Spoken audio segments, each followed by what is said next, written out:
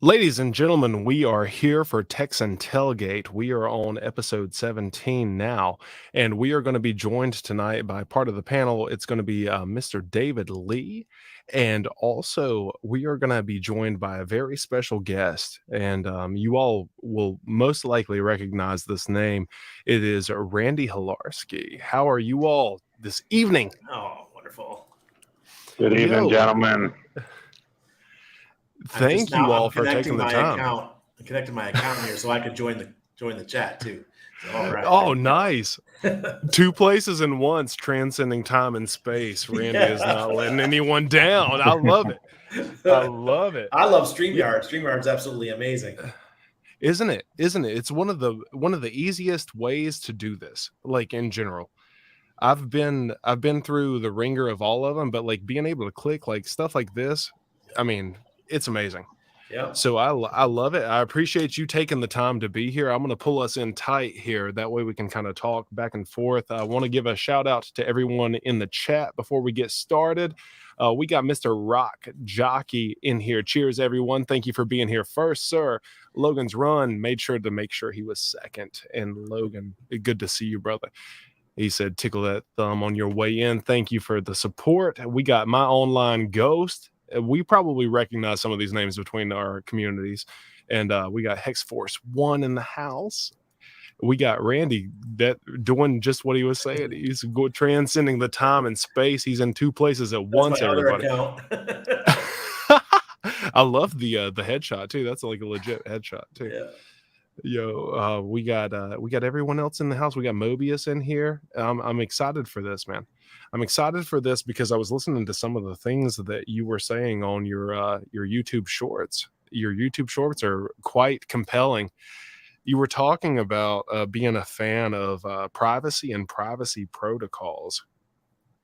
Randy, before we even get into that, like I want to ask you to just kind of like tell us about yourself and tell us about what you're about, and kind of introduce yourself to anyone who may not know you right now. Sure. First, I want to say thanks for having me on episode number 17, which breaks down to the number 8 in numerology. So I am here for the numbers that goes to money. Let's make some money. Number 8. Let's go. All right. So, yeah, I'm a U.S. Navy veteran. I left the Navy in '99, right before 9/11 happened. Moved all over the place, moved all over the U.S., lived in Columbus, Ohio, Rochester, New York, Tampa, Florida. I just couldn't find my thing, man. I 10 years after the service, and I probably had like 25 jobs, worked at a ton of different hospitals, never could, because I'm a nurse, worked all over the place. Just couldn't find what I was really good at. I knew I was really good at sales. I knew that. And I have a gift to gab. So I said, I have this passion, and it's gold and silver. And I knew that I did not want to live in the U.S. I spent almost my whole entire Navy career abroad. Whether it was Italy, lived in Italy for a total of 4 years. And I spent some time in Puerto Rico, and I was deployed here shortly in Panama during the drug interdiction time. And a hurricane went through Puerto Rico, so they sent me here to Panama, and I fell in love with the country and the ladies and Latinas. Oh boy. Yeah, we got quite a mix here. So yeah, and I was up in New York, and I had just moved back. It was like 3 years after I moved back home. I had my beautiful house, and I just had no connection, man. I was like, this is not for me. So I just called my mom. I said, Mom, I'm leaving. She's like, what? She goes, you just got a house. And it was paid for, and all. And I owe my mom some money to help with the hospital. I told her, look, I got someone to rent it. I'm leaving. So I packed my bags, moved to Panama. And that was 2010. I made that decision, did it in May 2011 with $3,000 in my pocket. Came here to work with a company that it was commission only, selling gold and silver via phone, but I never once touched the phone. I was entirely on the internet. I already had great contacts in the silver and gold community within Facebook, the old Facebook groups. I mean, I'm banned from Facebook now, but back then that's how I garnered attention. And I would do lots of deals that way. And the founders of the company saw what I was doing, and they said, "Hey, can you do this for all of our companies?" They had real estate, they had restaurants and stuff like that, as far as social media.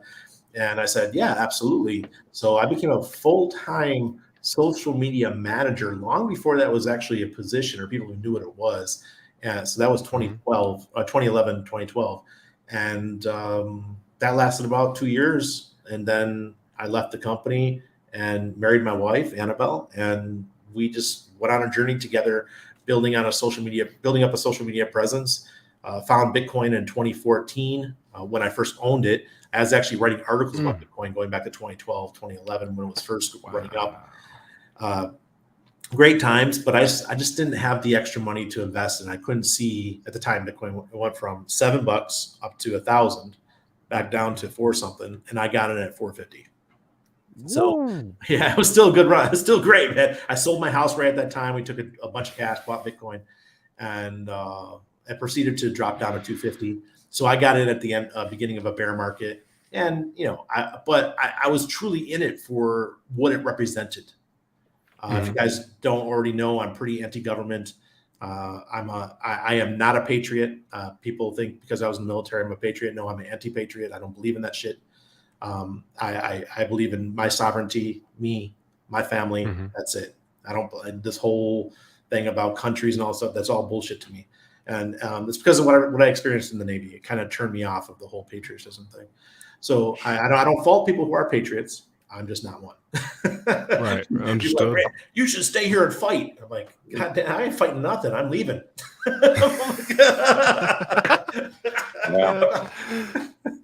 So, I followed in the footsteps of my great-great-grandparents who left northern Italy when Italy was in turmoil. They took all their wealth, they moved to the United States, and they built an amazing future for our family. We had a candy business for over a century. And I'm following the footsteps of what they did. I said, okay, if it worked for them, I could do the same thing. Man, amazing story, man. Amazing origin story too. And it's interesting to know that you've been a part of the military side of the US as well as a part of the DeFi side, right? Like the anti-normal stuff. And I want to bring in another member of our team right now. We got Robert, who's going to be joining in. I think that you all may have made contact before. He's not currently on film, but I know he's driving, so I appreciate Robert making it here. Robert, good to see you, brother. Thank you for joining in. Yeah, thank you. Good to see everybody. What's up, Robert? Evening, sir. Likewise. Yeah. Man, were you able to catch all that from Randy, man? That was awesome, right? Yeah, no, that was really awesome. I've just been listening in the background, just driving home. Awesome. That's so good, man. And Randy, I know earlier you mentioned numerology, so I gotta pause before we get too far into any other topics. So are you a numerology guy? Is that something that you normally base off? Yeah, I'm learning more and more. I've become decent friends with Waters Above. I'm actually interviewing him tomorrow at 12 noon or 11 a.m. Eastern. On my channel, so you guys can check that out. He's just what I've learned from him is absolutely amazing. My mom has always been into those things ever since I was a kid. When I learned about my life path number, it was a 33, and my mom said, you got to take care of that. And then I saw this guy GG33. He's gone really famous right now over TikTok and Instagram. And Dollar Cost Crypto interviewed him a couple weeks ago. And when I saw him get up and talk about what things that I've already kind of understood, I was like, oh man, this is absolutely amazing. So I feel like I have a lot of responsibility to go out there and educate the community and help people build a life that they dream of and not squander it through trading and other wasteful methods of just sitting in front of a computer and just throwing money to the wind. That's awesome, man. And you do it, Numer, sir.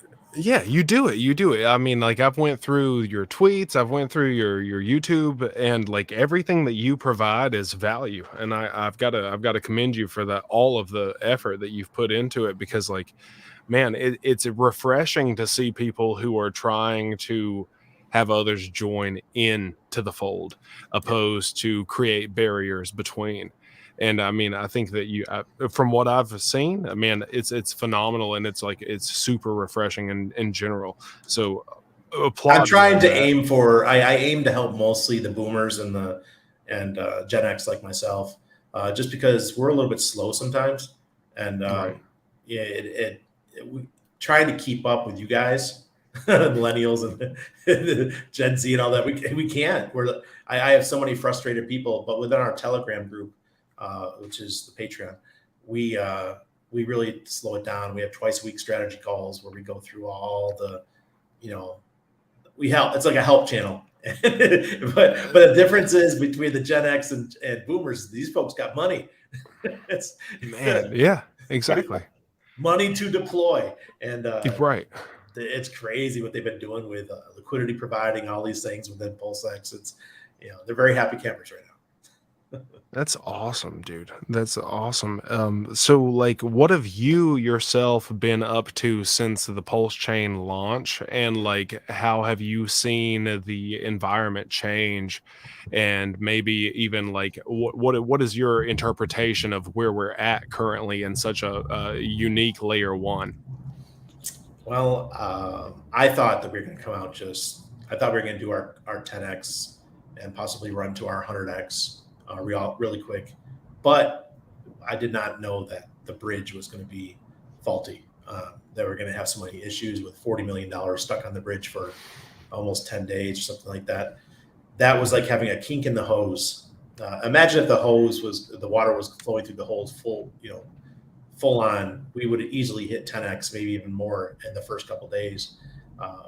But powers that be decided that was not the way they wanted to do it.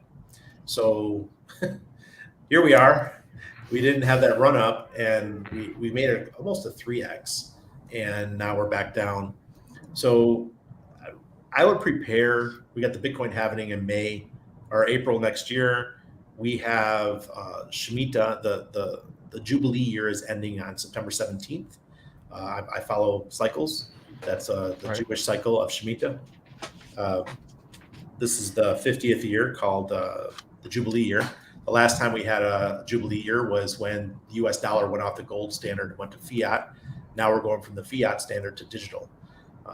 If you saw the tweet by Richard the other day that we are now on Fed Now, which is a digital currency, we are no longer a fiat currency. So that has changed in the US. Every 50 years, you have a big change in your currency, and this is the big change that we're seeing. So I believe that September 17th is the time when you're going to start to see money flow back into the markets. We're probably going to have another interest rate rise over the next couple of weeks, and maybe two before September. And I don't know. I don't even know what the cycle is right now. I think it's this week or next week. They're supposed to jack it up again. So if that happens, the market will just continue to trade sideways. Bitcoin might go down a little bit in August, is what I'm predicting. I'm thinking that's what's going to happen. I have pulled back a couple liquid coins that I had in the stables right now, and not even in full stables. I have them in the PHUX JEET pool. If you guys have looked at liquidity pools, and just because the JEET pool is 60% stables and 20% Pulse and 20% something else, maybe PulseX. But it's a pretty cool pool to be in because you have exposure to stable coins. I just think August is going to get nasty. And maybe it won't get nasty because of the Fed, but maybe it gets nasty because the Ukraine tries to pull something stupid and Russia retaliates, or the other way around. Something happens over there, and that could really upset the markets, as we've seen recently over the last couple of weeks with the wheat. The price of wheat has absolutely skyrocketed. Right. Because the Ukrainian silos have been destroyed. That feeds a good portion of that part of the world, even down to Africa and all that. So this can cause some instability. So I think August is going to be a pretty rough month for everybody. So I'm pulling to the sidelines, not a lot. I mean, I'm talking like 10 grand going into stables Right. just in case some stuff really dips and get the chance to buy the dip. Oh, Yeah. Yeah, I mean, I love that approach, and like one of the things that really spoke to me is like your affection for cycles versus like I think TA, right? Like Yeah, I I'm think not that TA there was a guy. video I saw. You're not a TA guy. You roll off of cycles, and like now I've learned that you like numerology. So like tell us about cycles and your experience through those, what you have noticed, what you have noticed that doesn't work or does work, right? Like, I mean, for anyone who doesn't even know what a cycle is, right? We're speaking to real Okay. elementary.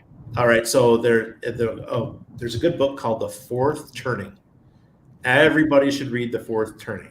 It's going to be a little bit deep, a little bit repetitive, but if you can get through the first couple chapters, that's enough for you to learn about the larger changing of the cycles. And I think it's a 50-year cycle, and there's 4 generations that we go through, and like Gen X, then you go to the millennials, then we're the generation that was born right now, which my son is, will be the equivalent of the boomers, and then we start this whole process over again. And the Gen X are like the creatives. We came into a general peaceful time, and we got to be ourselves. We got to be outgoing and do whatever the hell we wanted to do. That's kind of how Gen X is, right? Well, Right. It doesn't. And the boomers, they had to fix all the problems that the generation before them made, which was caused World War. They had to go to war to fight for a bunch of idiots. And that's kind of the same thing's happening right now. They say that 2030 is the next big change. And by that time, kids in my son's generation are going to be just going into high school and stuff. And there may be another huge war. Because everything seems to happen over and over again, the same damn shit. Humans are very dumb. We like to repeat stuff. So this could be happening again. So if you want to look at big term cycles, that's a great one. And then the Shemitah cycles, learn about those. SHMITA, that's the Jewish farming cycle that goes back to antiquity, where every 7 years they let the farm rest. They let the land rest so that they could have 6 years of good crops and 1 year no crops so that it could rest. Well, in the Jubilee year, which is the 50th year, after 7 years of 49, then the 50th, which is the first year of the next one, they actually let it rest for 2 years. And this is the second year going right now. And that ends on September 17th. That's why I think that after September 17th, things are going to start turning around. Plus, we have an election cycle. The election cycle is going to begin. And, the U.S. government, the Federal Reserve, they're not going to raise interest rates during whatever called a voting cycle. They just don't do that. Right. It's so interesting to me. Like, so, I mean, you mentioned that your family was into the numerology. Mine was as well. And I didn't understand it as numerology at the time. So like my first, middle, and last are all 7s, right? Like, so they wanted to empower the name. And that's something that I've noticed in life also, that whenever you add those additional 7s, right? Like it could be any number, but like for the sake of this, like 7s, it seems to make the progress move smoothly and forward. Do you think that is like within, or do you think that is just something inherently applicable to the world, the outside world? Yeah, I think that we live similar. I think we're in some kind of matrix, and the matrix has laws, and number is law. And that's why the royal family, every single person in the royal family has a life number of 11, which is the leader. Every single one. They make sure they have C-sections on the exact date that gives them an 11. They believe in it. All these big, powerful folks believe in it. So therefore, if I don't truly believe in it 100%, at least I'm going to follow it. For sure. And look at Hex. Look at Hex. Look at Richard Hart, everything he does. 33s, 369s, all over the place. Richard does not mess around. I mean, this is the Hex logo, 666. He knows what he's doing, man. People think that's a demonic number. I don't think that's a demonic number. Yeah, it's consistency, and it's empowering, just based on like the the repetition of the number.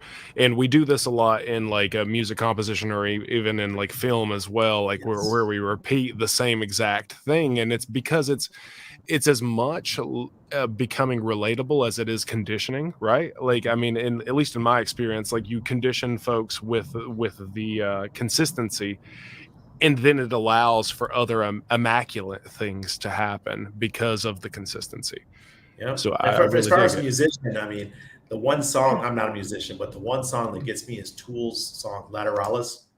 If Mm. you guys want to study 369, that song Lateralis will blow your mind because that's all it is. It's a repetition of 369 throughout the whole song. And they start out slow and they increase the volume oh man, I was like these guys really understand mathematics.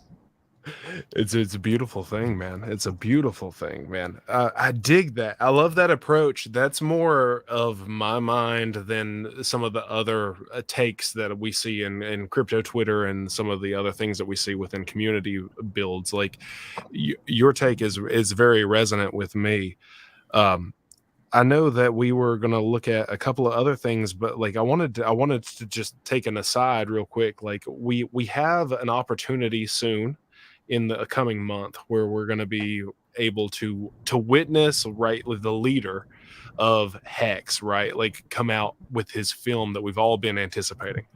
What are your thoughts on it, and what do you think will be the what do you think it will do for our community? Well, I jumped on it really early. I remember about 2 or 3 hours before the post went out about the THUS, the documentary, the Heiser Stakes. I went and I bought a nice stack of EHEX. And that for this, for this actual movie, I don't care about PHEX. This is all EHEX. This is EHEX the one's going to benefit because those newbies that see this movie, say they were already in crypto, maybe they have Coinbase account or they just have a MetaMask. They're going to go in, they're going to type in Hex. They're not going to know to change the RPC.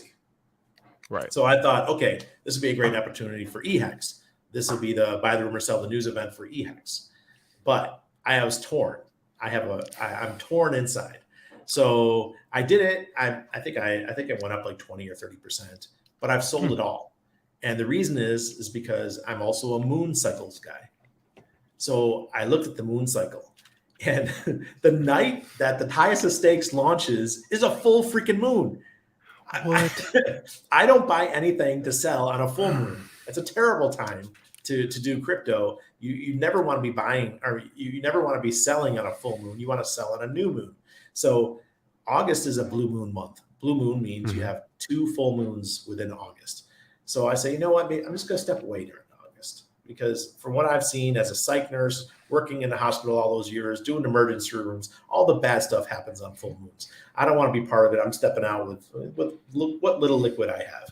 So, and then on the 28th, we have a full moon again. So I said, yeah, let me take a break from Hex and all that stuff for August.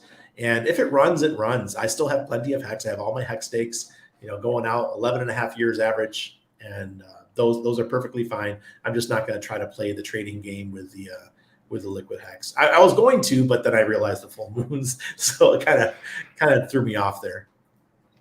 It's super interesting, man. I love that, man. Like because like my family, like so I'm Native American, and like my family is like super enamored with the moon cycles, and they're super enamored with also the numerology. So like it's really refreshing to hear this because like I mean I guess it just strikes home with me. Yeah. I did watch I did watch a short where you were talking about doing like maybe selling off after 2 or 3 weeks of the launch, right? So you're not afraid to do those things, and that inspires me, right? Like it inspires me a little bit because it gives me at least the knowledge to know that other people can do it with success. What are your takes on like the trading side of things and like selling in general? Sure. It's really easy for me. When everyone is screaming from the rooftops that the price is going to go crazy, it's going up to the moon and all that kind of stuff, I'm selling. When everyone's out there saying the world is going to end, oh my God, I'm destroyed, I have to go back to work at McDonald's, I'm buying. That's just how I've always done it, and I've done great at that. That's not, to me, that's not even a trade. A trade is when you need TA and you have to get confirmation, you have to get all those kind of things. Now, I don't need confirmation to do that. It's just watch Twitter. And when everyone's miserable, you're buying. When everyone's really happy, you're selling. You know? And I remember I have that, that meme where you see Homer Simpson hide into the bushes. Yeah. That was me in 2021. When Hex started going over 40 cents and stuff, I'm like, oh, I'm out.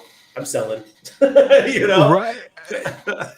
Yeah, man. I love that approach, man. It's bold, man. Like, I mean, I feel like it's bold, but I mean, it's reserved at the same time. I don't even know how to like even pin it down. It's not a butterfly like on a mat board. Like this approach that you have, to me, is one of the most unique approaches to contrarian to the market. I'm very much a contrarian, so I go the opposite, and it's hard, man. But I think working in a psychiatric unit for all those years, working with people who want to kill me, who are always angry, and I'm trying to keep people down or calm down, all that kind of stuff. I think working in that atmosphere and being around people that had issues mentally, I think that took my emotions out of the equation. I don't have to have any emotions in this. I see people getting overly excited, and I'm like, they need a shot. I'm like, so I'm just talking about nursing stuff, but that it's just okay. Now, time to step back. Time to look at the situation, evaluate the situation, and make a decision. Well, I was also, when I was in the Navy, I was a paramedic, right? So you come into a situation in a traffic accident. What's the first thing you do? You evaluate the traffic accident. Then you decide what you're going to do. You don't go running into a burning car and try to save it. You got to make sure that the situation is safe. Like for example, on an icy road and the cars are all slamming into each other. You see a person there in danger, but are you going to get killed too by trying to save them? So first you have to evaluate is a safe situation. So I think just all those years of all the jobs that I've had and the life path that I've taken has prepared me for making decisions differently than especially a lot of young people. I'm old. I'm a gray hair, man. We're way more patient, and I'll sit back and I'll watch. I'll give a perfect example. Another perfect example is Beetroot. When it launched, I did not participate in the ICO or the sacrifice. Sorry, you got to call it sacrifice. I did not participate in the sacrifice. So it came out, and I saw that it came out, and I remembered that I missed out on that one. And I'm like, oh man, I want to buy these. So I bought a whole bunch. A whole bunch, what I consider a whole bunch. And then within an hour and a half, RH tweeted about it. The price does like a 7x over the next 2 or 3 days. And I'm like, oh, look at all these FOMO people. These people are FOMOing. What are they doing? I'm selling. Yeah. I sold it all. I took a 7x, man, or something like that. And people are like, oh, see, Randy, this is why we can't trust you. I said, watch this. I said, the price is going to come right back to where it started. It took about 10 days, but it came all the way back down. I used the same money. I bought it all back, and now I'm a potato. They call it beans. And now I'm a potato in beetroot. It didn't cost me an extra penny. Amazing. Amazing, man. It certainly makes a difference when you understand the cycles and the patterns and how crypto operates, because it's not just crypto, it's the entire legacy traditional finance system. But I first when I first started watching your channel, as well as Waters Above and Crypto Coffee actually had him on. He was the first one. Yeah, they were talking about crypto from an esoteric point of view, and I was like, whoa, this is like combining two of my favorite subjects that I'm real passionate about, because I first came across numerology and gematria around 2019. I started watching a lot of Marty Leeds. I don't know if you're familiar with who he is. Yeah, he's a Gnostic guy that goes and explores a lot of that and decodes things like the Bible and whatnot. But it's just amazing when you look at numerology. It is the universal language that has that hidden deeper meaning, and there's so much symbolism that's tied to it. So I like to take numbers that I see on a regular daily basis, and I like to journal them down and then just kind of research and see, like, okay, what does this number mean? Like, why am I seeing this so many times throughout the day? Don't you get annoyed sometimes when you see the same number like 10 times in one day? You're And like, what the hell? and I see 1111 and 111 like every single day, and I'm like, why? And I see 33 every single day, and I'm like, It makes you feel like that movie, right? Like it was what was the movie with was it Jim Carrey was in it? 23. 23. Yeah, I mean, like, and more or less, like as I've become more experienced and more wise with age, and like I know that I'm not even to the place where I will be, but like as I continue to grow in life, I see these things also, like these patterns, and we can even reference the hex symbol, right? Like the hex symbol is in a honeycomb. It's all over the place. Like if you really look for it, it's everywhere. And it's a strong it's a strong and reinforcing symbol, right? It almost like coincidentally lines itself up to become stronger. So I really dig that. I loved that initially whenever Rags to Riches put me on to Hex initially, and like whenever I started looking into the number 6, right? Like we were talking about it earlier. Like, is it a bad number? Is it not? For me, it just made sense because like all of the sides coincidentally line up, and it just reinforces itself forever and always. There's no bad way to turn it, right? It's really interesting, guys. Absolutely. Yeah. Hey, Randy, I have a question back to earlier in our conversation. Go ahead, Dave. You know, the mission of Texan is onboarding the TNM, a group of no coiners, and demographically, you know, there are cohort and the boomers, just like the ones that you work with in your Patreon group and such. What has been some of the most successful means you've used to not just reach them, but find that common ground to communicate this digital assets in this space through DeFi? They're all interested in it because they hear it, but it's like too high of a cliff for them to try to climb, so they give up. And so what we've done is we've made it easier for them to learn. Things that we're working on with No Permissions, that's my company that we're working to educate and do all these things, is to make it PDF format, not just videos, because boomers, they don't want to have to rewind a video 50 times to try to figure out where you clicked. They would rather see it in a PDF format that they can download. And my mom's the one that taught me that. She goes, she's, honey, I understand you like to make these videos, but maybe you should put it in PDF format for us. I'm like, and you listen to mama. Yeah. I'm like, really? Oh, okay. I said, that seems like a lot of work, but if I do it once, I only have to do it once, you know, or I can give the task to somebody else and they can build it for me, and I pay them $5 to make the PDF or $10 to make the PDF. I said I could do that, Mom. So that's what we're going to be doing with No Permissions. And because my content isn't just crypto. My content is living abroad. It's travel. It's second passports, second residencies, you know, those kind of things. So that's really appealing to those folks, and they really like it. So they're coming in for that. And I also talk a lot about health because I'm on that health journey myself. You know, I blew up like a whale, man. I spent 3 months in Europe last year, and I went up to like 360 pounds. I'm like, whoa, Randy, slow down there.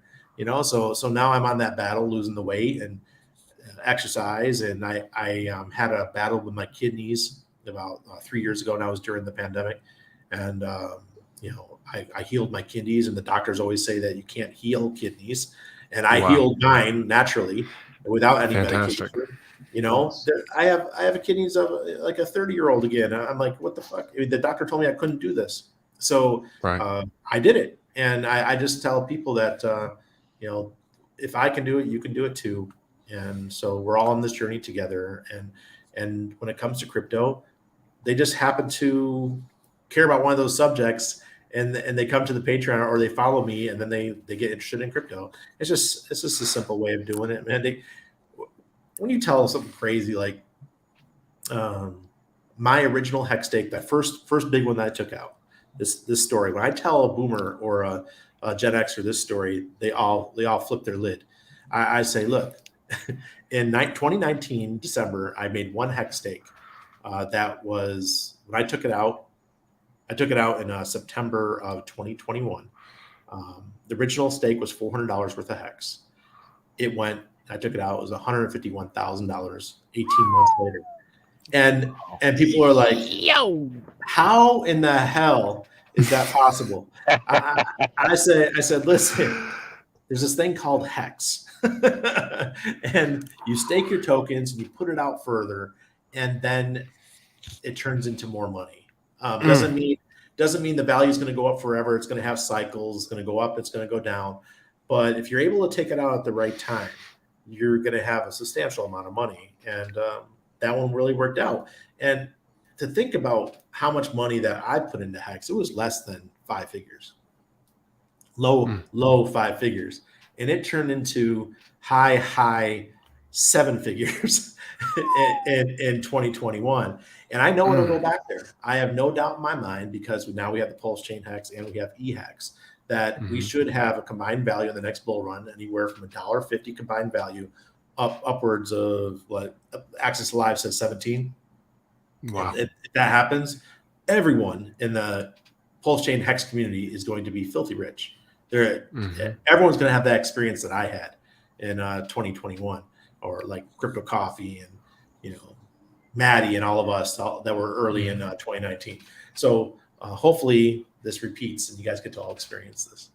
So on that note, I wanted to ask you, because I've noticed a lot of people are just really building in the bear market right now. And one of the big focuses that I've noticed is there's a lot of time, money, and energy being put on DEXs.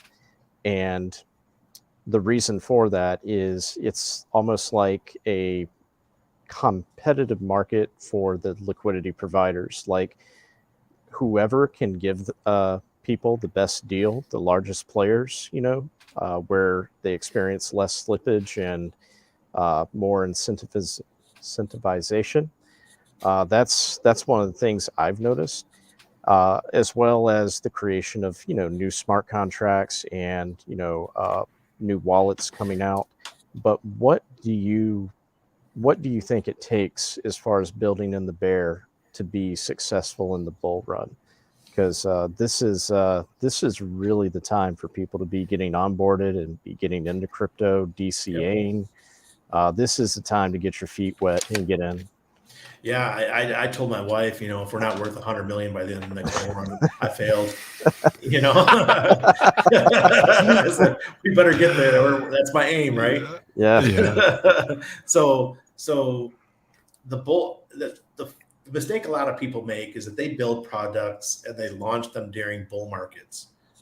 Richard is a master at launching during bear markets. Why do you want to launch in the bear market? One, your chart looks amazing because it starts out really low and then it hockey sticks up. Two, your labor is cheap. It doesn't cost money to find people to write your smart contracts, to get your audits done, to do all those kinds of things. You need to get those things done. If you could have that all done during the bear market, and all you got to do is provide liquidity and build up your liquidity across multiple exchanges leading up to a bull, you're set. And obviously you need marketing. Marketing is very important. I'm a marketer. That's what I do. If you guys, hey, Thoughtschild's here. What's up, brother? Nice. The man was in your seat last week.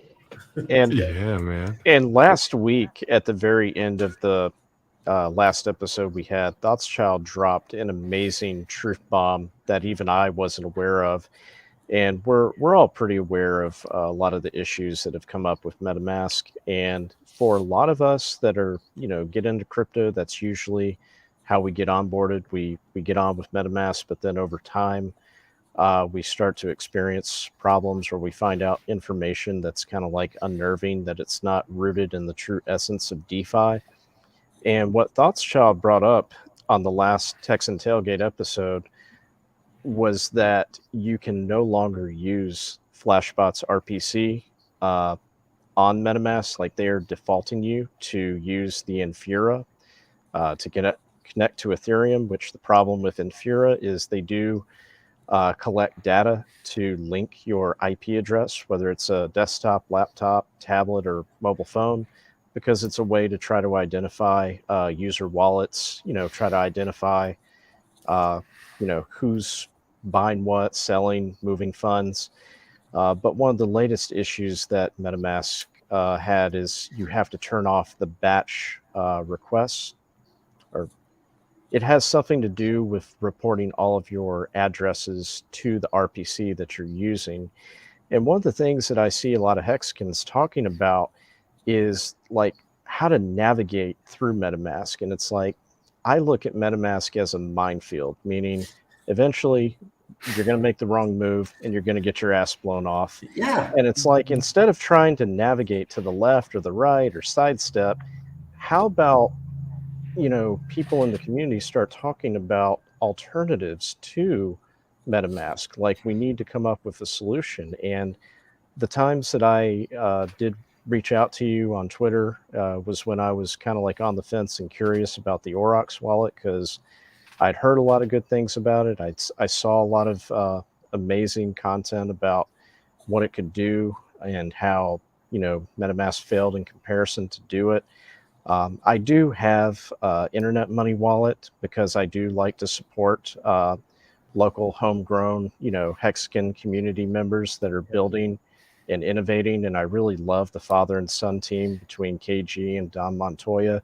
So I'm not trying to say like, one is better than the other. I use them both on different browsers because for me to get that UI experience, I have to like interact with it and, see what it can do, what it can't do. I base my opinions and feelings, going from there. But even still, hopefully Richard Hart releases a wallet at some point. But I've always kind of followed, a lot of, what you've said as far as Aurochs, and then I've gone in there and I've seen for myself, and it has really awesome security features. But I really feel like wallets is a critical component of Web3 DeFi education, because this is what we interact with our crypto for long periods of time. And I feel like a lot of people, they get a MetaMask and then they stay there because they don't know anything else. So I just wanted to get your thoughts and opinions on wallets and kind of like, just overall, where things are heading, because MetaMask, the writing is on the wall. Oh yeah, absolutely. Right. Competition's coming fast and hard right now. Mm-hmm. I have nothing against Internet Money Wallet guys. I know his dad talked shit about me one time and I'm like, dude, back up, bro. I did nothing to you. I don't even know who you are, because I'm never into Internet Money, and I kind of called him out on Twitter and screenshotted some stuff. But yeah, I like the Aurochs guys. I've known them since 2017. For those of you guys who do not know, I had a really good Facebook group going back to 2015, I think. And It was all whales, all crypto whales. I was a small guy in there. I just brought everybody together. If I could drop names, you guys would be like, "Oh shit, really?"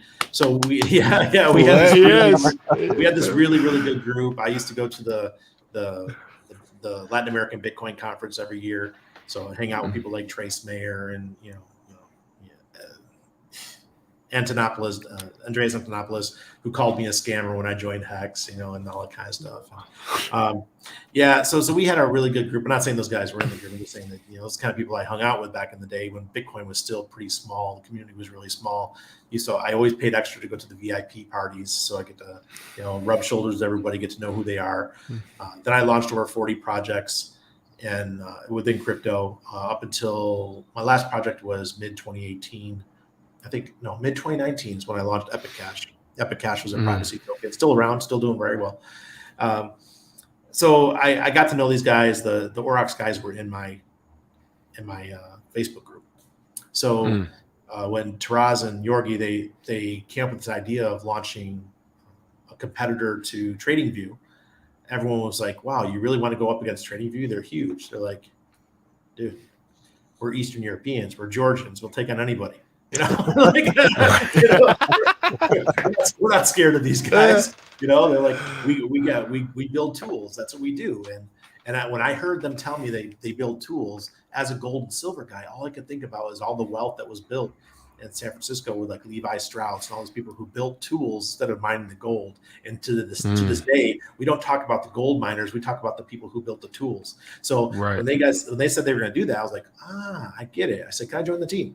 I was like, you guys want to hire me? I said, I'll be on the marketing side. I'll be able to share the content. I'll do your social media. So they hired me to do their social media. I did it for about on and off for about 3 years, and then they let me go. They wanted to go internal with their social media. And a couple months later, they were talking about the Aurochs wallet coming. I'm like, hey guys, look, bring me back on the team. I said, just pay me as an influencer. I'll talk about it and I'll put it on my channel, those kind of things. They did. So here we are today. Aurochs wallet is it's different than most wallets because I use this analogy. If MetaMask is a staircase with no railings, Aurochs is a staircase with railings that you can hold on to that keep you from falling off the staircase. And it does the simulations really good. So every time you run a transaction, you hit simulate first, make sure you're sending it to the right place, make sure you're not interacting with a bad smart contract and those kind of things. Also, when you go to a website, it'll tell you if the website is nefarious. It'll also tell you if you're dealing with a bad smart contract. And like say you get an airdrop and you want to go claim that airdrop and they'll say, whoa, are you sure about this? This thing's asking for a lot of permissions here.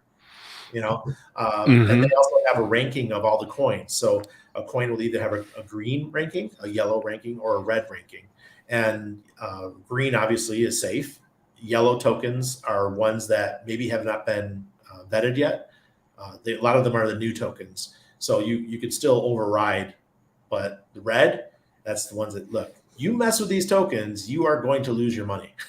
So I love the safety features of the Aurochs token, and for gray hairs and Gen X boomers, this is what we need. We don't need to be messing with anything that doesn't protect us because we make really bad decisions. Just in my Telegram group, and there's about 300 of us.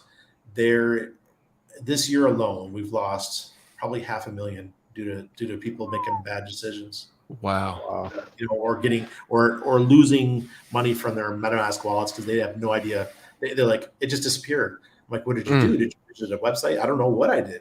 I'm like, it's terrible. Ouch. We can't operate like this. So no, there's a lot of dangerous shit going around that we all have to pay attention to and protect ourselves against. And I just think the Aurochs wallet is one step better for security. I don't know about the IM wallet, Internet Money wallet. I don't know what they have. There is another one, there's another wallet that I've seen some people talk about too. That's Rabby. Rabby, there you go. The Rabby wallet.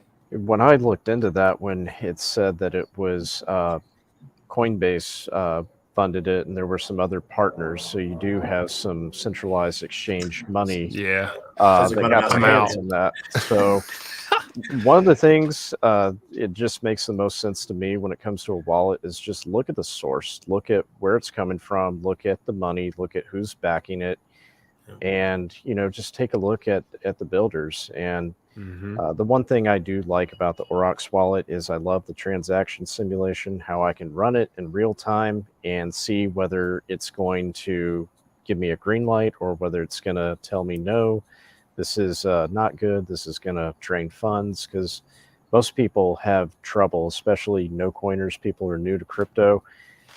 Sometimes they may add a token contract address to their wallet that they haven't done their proper due research on, or they signed a text message transaction message, and they're granting permissions for something to happen that they know nothing about. So I really feel like you need that extra added security, especially to keep the your no coiners. You want to onboard them into crypto safely and make sure that they're because otherwise there's no point in us doing any of this if we're just going to get in here and lose our money.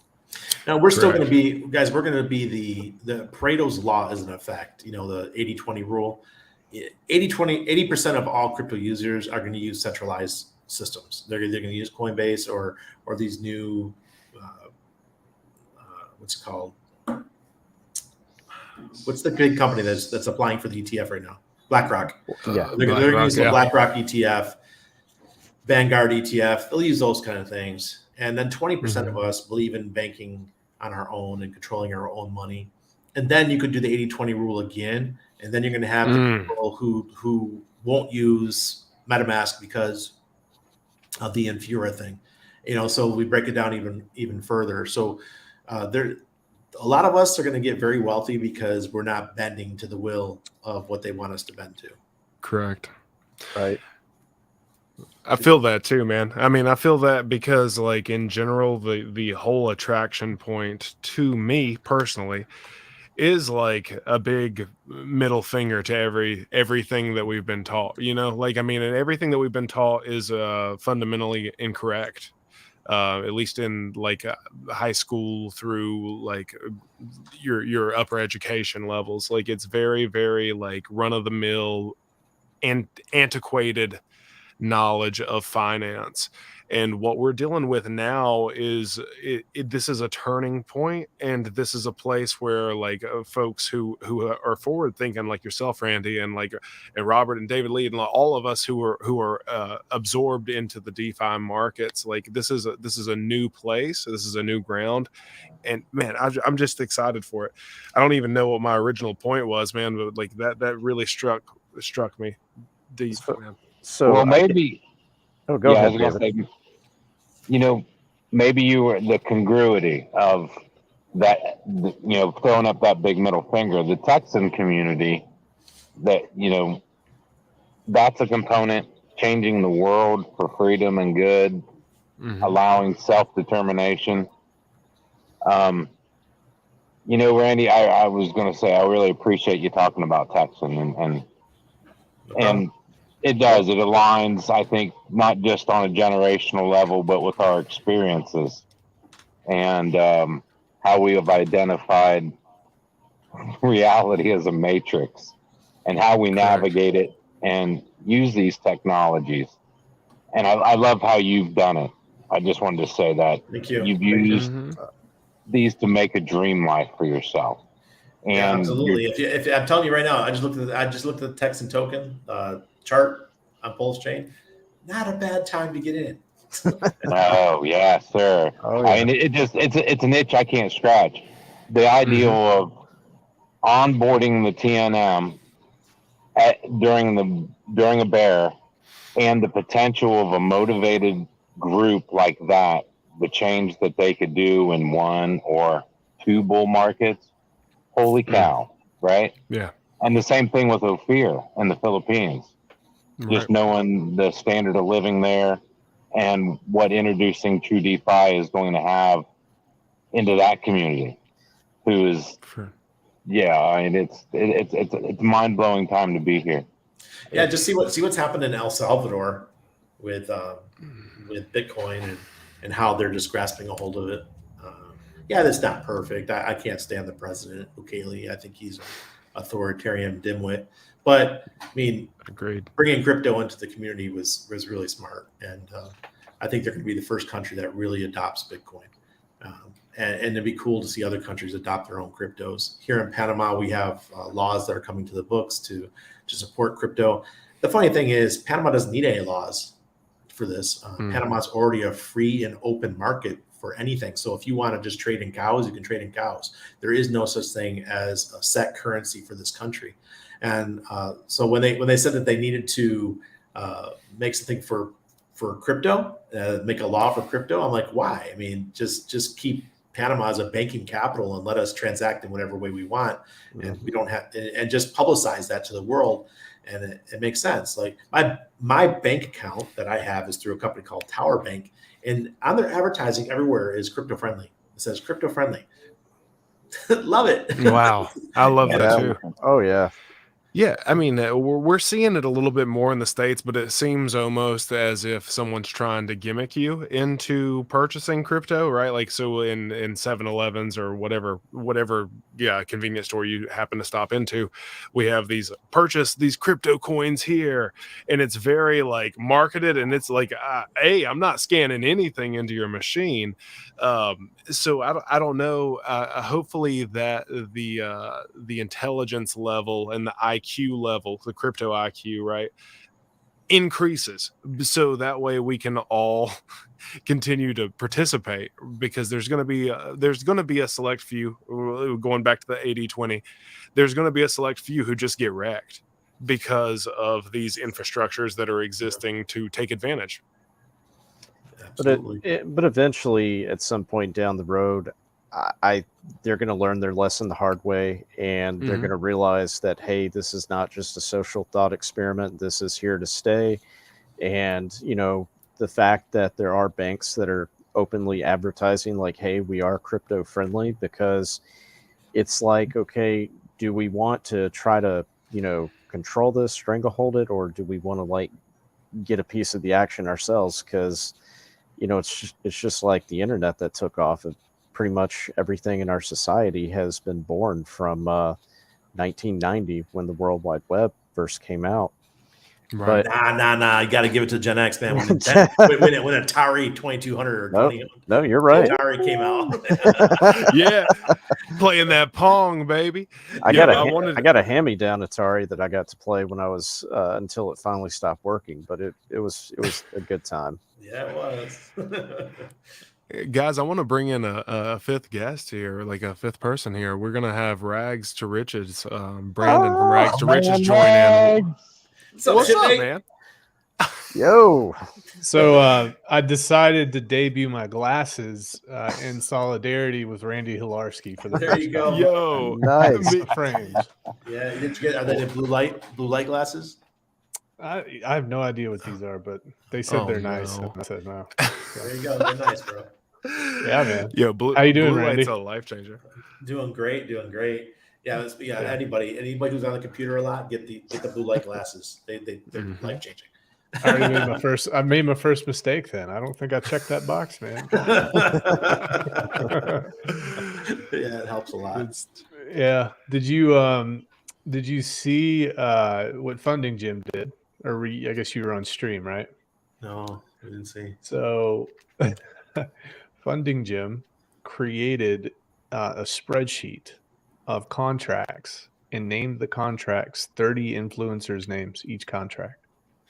And got on stream and just released this out into the ecosystem and said, basically, if you like these influencers, go ahead and buy their token. And I already provided 10 DAI worth of liquidity for each contract. Whoa.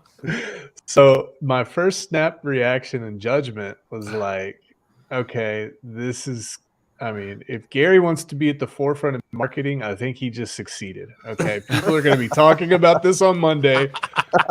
But what was cool too, since it's only DAI, it's like they're going to be buying like $1 worth or 50 cents or 25 cents worth, and it's kind of fun just to play around and get a feel for it. He's pitching this as educational, and I kind of like it. I kind of like people being able to see what liquidity is and how much $1 can move price, and having a $5 billion market cap with $1 purchases, 15 $1 purchases. So you should get ready. What kind of influencers do they use? Like people like Blockchain Chick and Eric Wall and stuff like that? So I'll pull it up here. I'll share it because this is just good. This is awesome to talk about right now. It's hilarious. Yeah, no, that's really interesting too. So go ahead and share that for us if you can. Yep, got it popping it up now. Boom. Here, let me just pull it exclusively. Yeah. He's got Buck. Buck, Cabana, RG3, CCFX, Crypto Chat, and he created a system. Yeah, I was looking for you. But he created a system for him to be able to he'll add a contract if people nominate you. So I told him, like, in the messages, I said, you should actually create a website out of this. Yeah. And this would just be absolute hilarious marketing, because influencers are so egotistical, man. And there are people in here that will ape in just to get to their name to the top of this website ranking for influencers for Pulse Chain. True. You're not lying.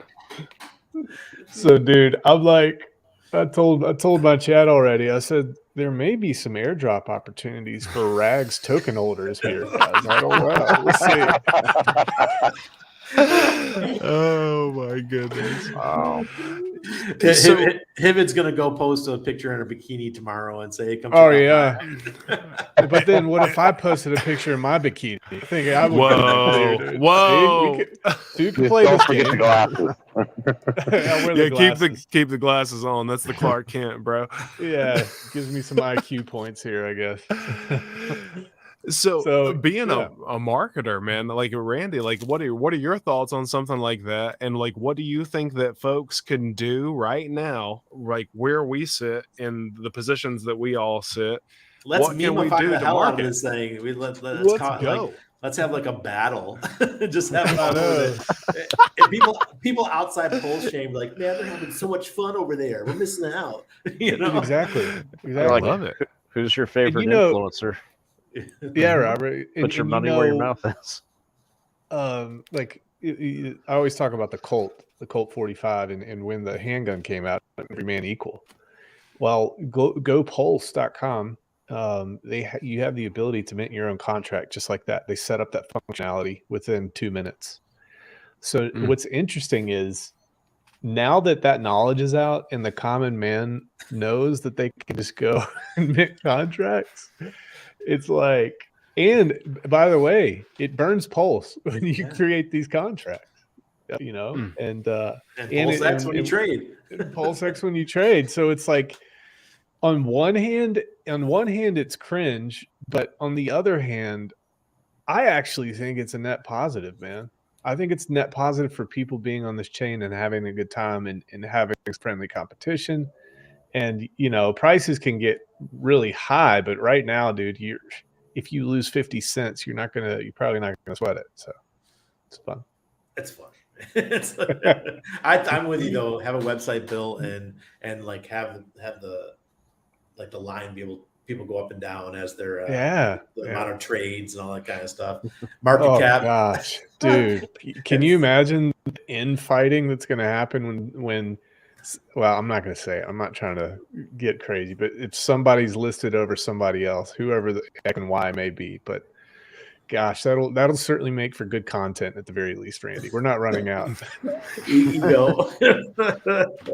Ego is so big here. It's But Randy, if maybe I could nominate you and you could get your name in that list, and I know you'd crush everybody. That's I'm a given. I don't want to. It's not even fair. No, it's like It's not. I know. Maybe that's why Randy's not on here. I like. I think dollar cost crypto. He's right up there. He knows how to get things marketed very well. So he'll probably end up winning the thing.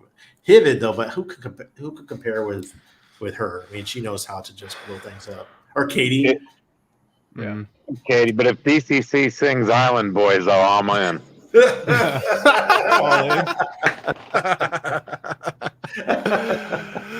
Oh my goodness! So this is fun. Yeah. I'd rather support other people doing it than me. I got so much stuff on my plate right now. Like, yeah, I this was actually convenient for me because I've locked my chat down, and we kicked I think 400 people out this year. Nice. Yeah, because they were just like people that didn't show up, or people that would just like a drive-by FUD and then leave. And I was like, all right, we're just kicking people out.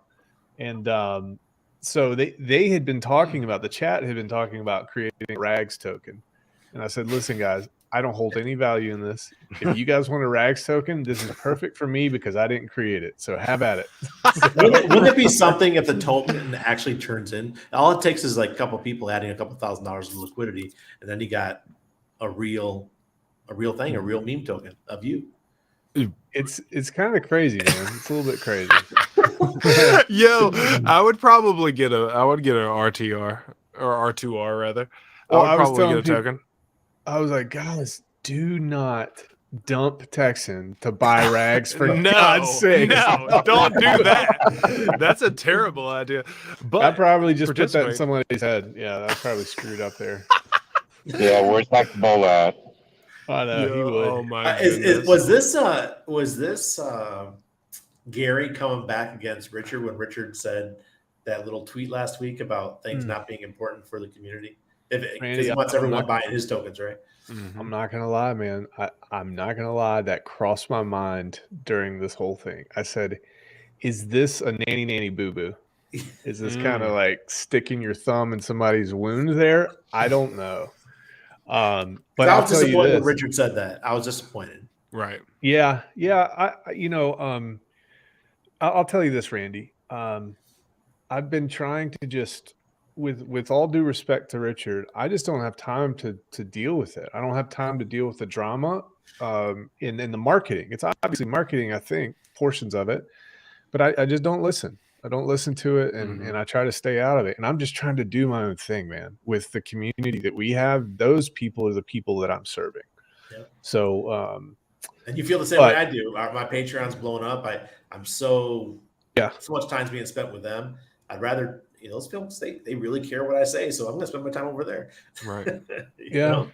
I like RH products. I don't have issues with them. They're going to be subject to the same competition that everything else has on any chain. So it's like, that's up to Richard. I have nothing to do with that. I'm not going to push the needle for him. So he's going to push his own needle, and I'm going to push my own needle too. So that's just what it is. I got respect for the man. That's it. That's all we have to do. Yeah, for sure. I mean, and like we have new channels popping up like our own, as well as other channels that are like already touting not only what we believe in with like Texan and as well as the Richard Hart products, but like we have people who are going to bat for it. I don't think that we need a bunch of other folks who are just pushing the same thing. It's interesting right now at this crossing in the road, right? Like we can actually like venture into things that we all believe in again from the beginning. What do you all think about that statement, and like what are your thoughts from that? Well, right out of the gate, my first thing was Matt starting a new channel called Preserving America in Texas. That's going to have expanded, topics. Randy, you'll probably love it. You should ought to go over and subscribe. We're trying to get up to 100 for live streaming, but yeah, it's the broader topics that's involving us, whether we like it or not, that have to be addressed. Yeah, sure. Yeah, I'm not sure if the iron's hot right now, in terms of crypto's idea about what crypto should actually be and what it shouldn't be. I think their vision is very, very, very focused and pixelated right now. And I'm starting to see, Randy, I don't know about you, but I'm starting to see people open up the idea of tokenizing literally everything. And not only tokenizing everything, but tokenizing ideas and tokenizing values.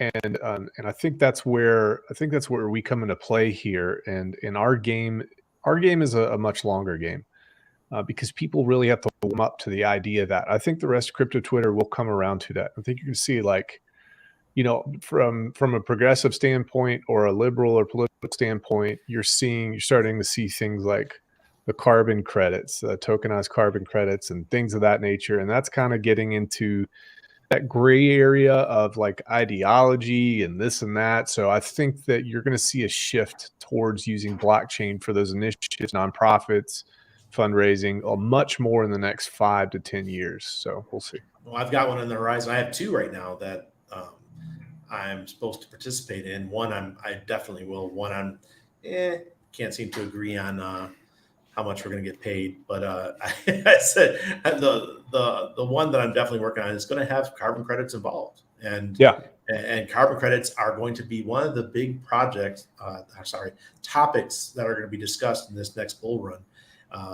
Tokenization of carbon credits, and the other one is going to be AI. So those two big, you're going to see projects popping up all over that are.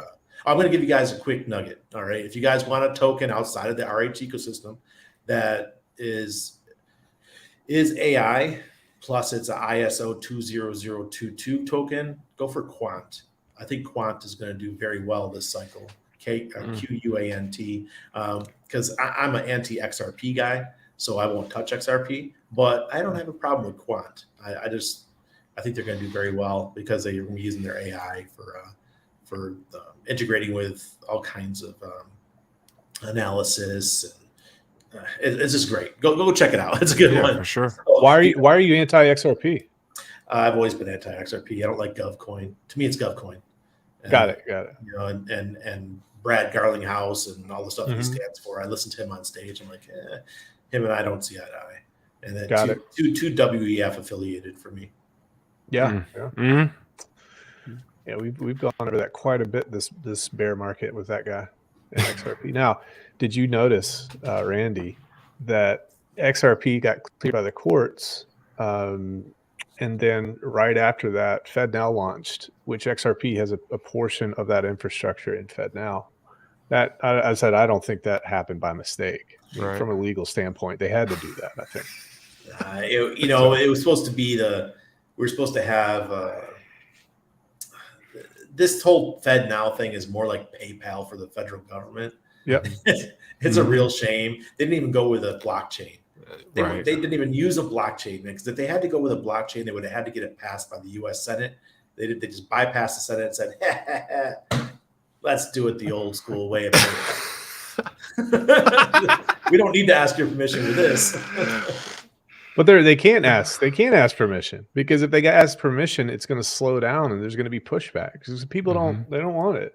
Yeah. And you look at the accelerated state, which that example is in the UK right now, and people are saying, hell no, get this out of our lives. We don't want it. It was terrible. We were there last year. It was terrible. I hated it. Yeah.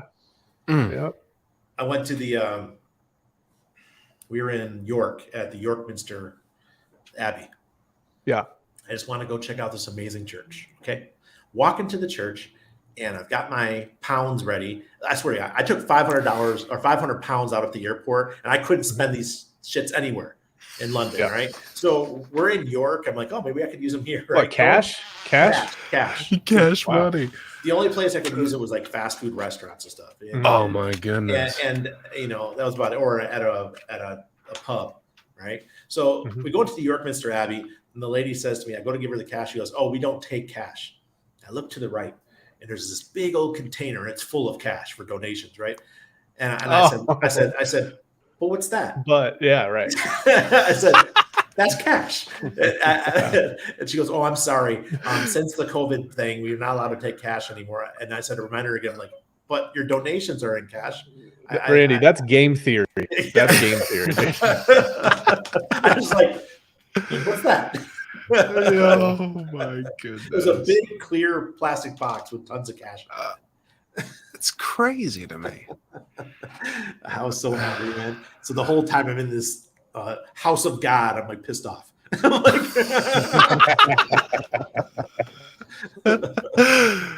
That you can blame the weight gain on them too. Yeah, exactly. Well, I was doing good until I got to Italy, man. UK was great. We were walking everywhere, and the food sucks there, so you don't eat a lot.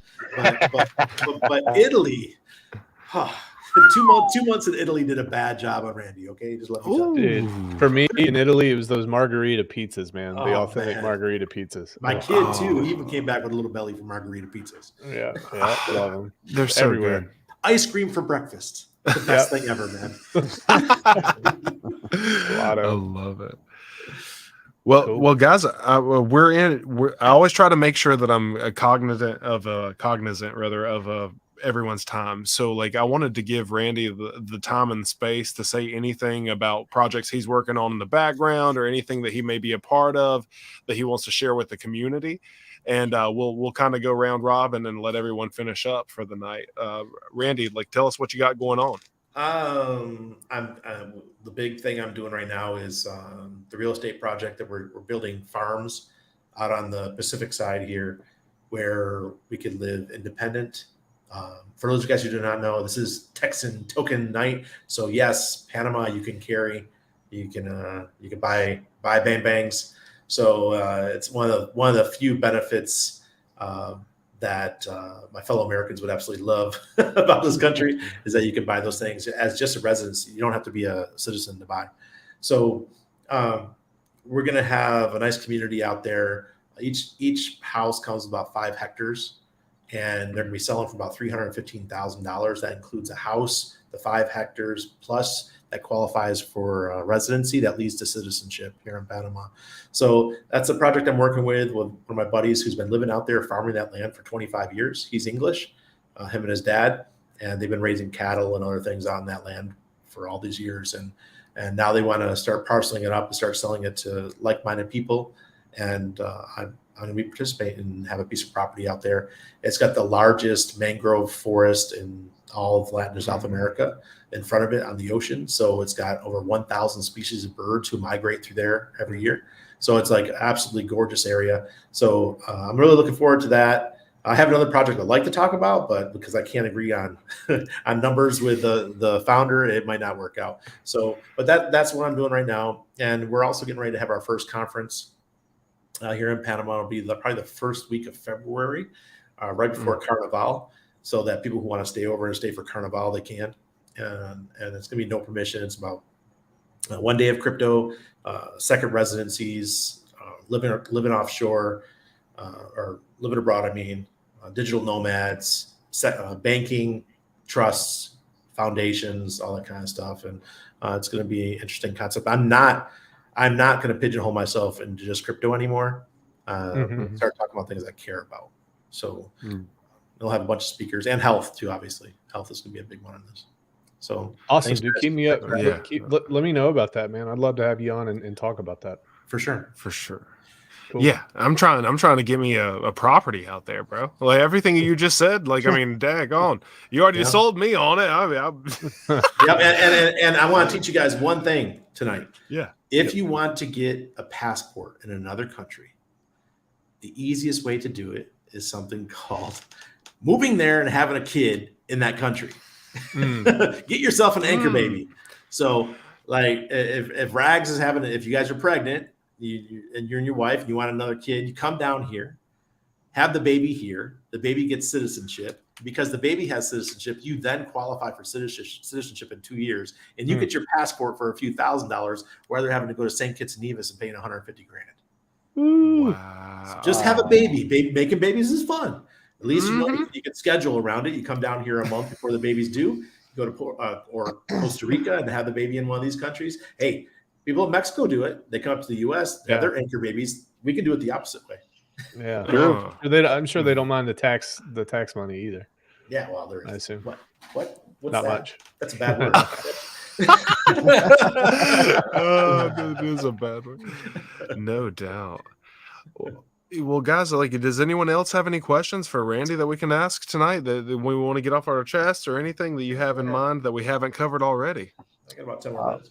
I just want to say thank you, Randy, for coming on, and I appreciate all the times that I've reached out to you, and you've always been very helpful as far as just pointing me in the right direction. So for everything we talk about as far as, freedom and self-sovereignty and what we represent, I'm like, why have we not had Randy Hilarski on here yet? So it's like, we got to get him on here. And why aren't we banned yet? why does YouTube ban us? I thought we're not. Yeah. I'm just waiting. I'm always thinking, when's it going to happen? You've got your backup, right? I've got my backups. I've got my backup. Yeah. Me too. But I don't have a backup verified though. The verified is hard to get. But I do have one final thought, and this is just my theory / opinion. When we get into the next bull run cycle, I personally do not feel like MetaMask is the right wallet to be holding. Especially when people, come into the ability to take large profits, because they already have it set up in certain jurisdictions where they are restricting transactions due to overreaching tax laws. So if you live in a certain country, certain part of the world, that basically it's like the government is saying we want our money up front now, so we're, they're willing to do it. So it's like no. Yeah. No. My last MetaMask wallet was taken down last week. I don't have any more. They're gone. Nice. Awesome. Yeah, I'm not far behind following suit, folks. Randy, I'd like to thank you too, and would love for you to come back anytime. Please. Thank you for doing what you do and how you do it and why you do it, sir. Have a good one. Guys. Appreciate it. Yeah, and thank you for offering like really interesting insights that I hadn't quite thought about yet. I was very, very thankful for the external input tonight, because like you offered a plethora of ways that I can think about things differently. So I wanted to say thanks as well. Thanks to Robert for everything that you've done to make this all happen.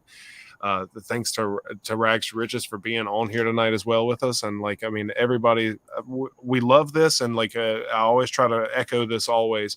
This channel is for the folks who are coming into this environment of crypto and DeFi, and these folks are people that we look up to and respect, and it's a very fulfilling thing to have them on to share their minds and their successes and what they've learned through their own voyages through the crypto and the cycles, as well as we've learned tonight. So appreciate everybody who's here tonight. Yeah, check out that Texan chart. It's looking pretty hot. Yo, let's go. I know how to make money in crypto. That's the kind of chart you buy. You don't sell here, you buy here. Good. Clip it. Yo, let's clip it. It's amazing. Folks, I appreciate everyone who's in the chat tonight. We got several of you all in here, and thank you for being here. We appreciate all the support. We will be back again 9 p.m. Eastern Standard Time next Sunday, and we'll let you know who's going to be on next. But until then, I appreciate everybody, and we will be back. Thank you.